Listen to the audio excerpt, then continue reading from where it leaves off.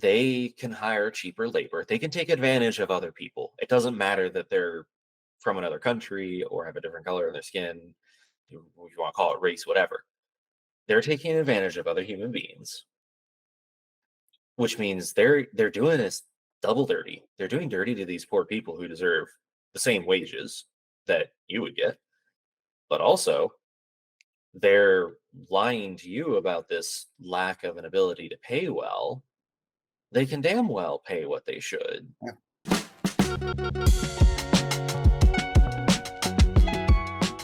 And people Yeah, who live in states like Arizona and California that have massive undocumented yeah, population yeah, and yeah, populations who yeah. participate in the workforce to a large degree. God. Okay, this Corporate towns reminds are about me. to become another thing or a new thing again. This reminds me, and I always love this anecdote because it was just the weirdest cosmic experience I ever had. Was listening to NPR as a kid, and it was during the 2010 collapses of the economy and As a kid, everything. And well, I was young.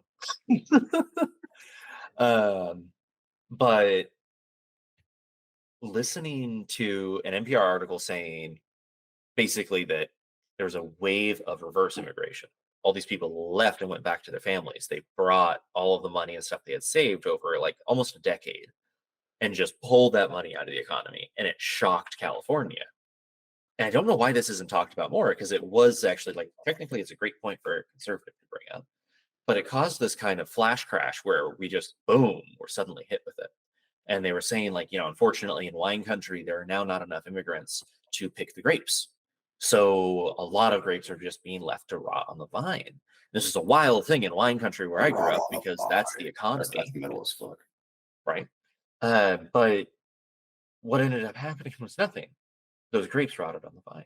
So like, oh, it's such a shame. It's going to be a huge loss to the economy. And then it cuts to another pre-recorded NPR piece where they're like, and today we're going to talk about jobless youth in America and how common it is simply because they cannot find jobs. And I'm sitting there staring at this of like, my God, we really have transitioned out of this old economy. Our kids don't even think about working in fields. It was just the You funniest damn series of interactions in radio shows that I'd ever heard. Someone must have done it purposely. you hit on something there. You hit on two things actually.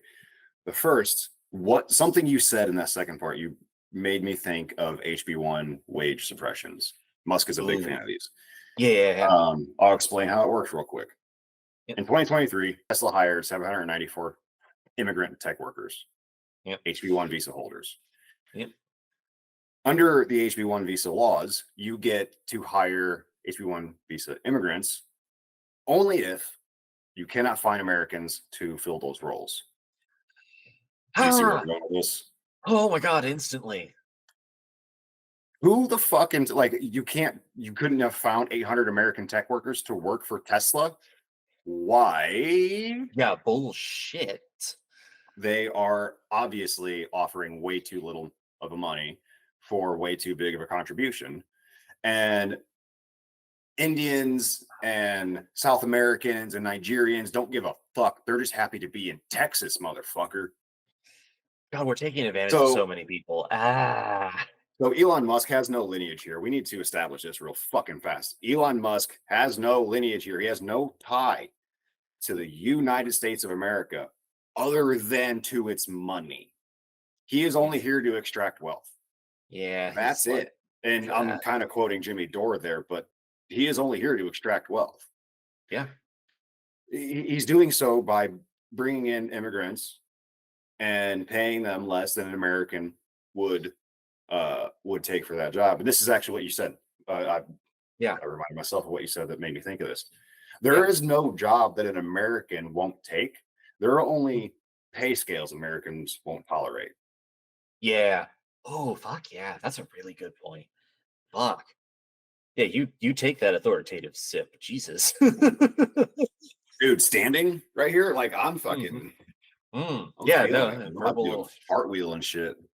About to bob the Damn. beam and No, that's a really good point more. because like there was a social media trend that went around a while ago where it was someone saying like, yeah, but like you wouldn't work fast food and get paid $100,000 for it, like, you would hate it.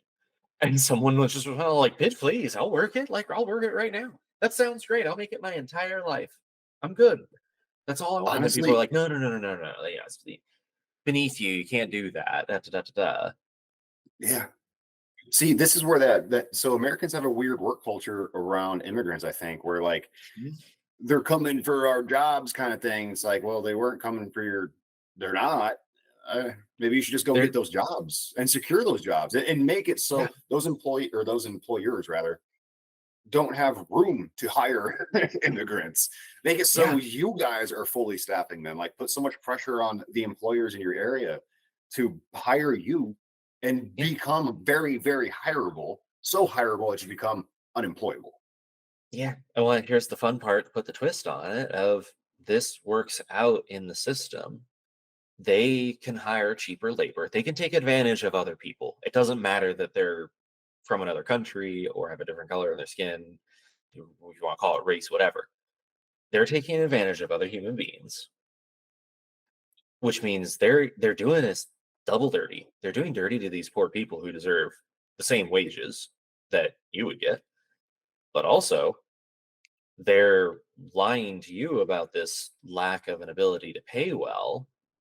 They can damn well pay what they should.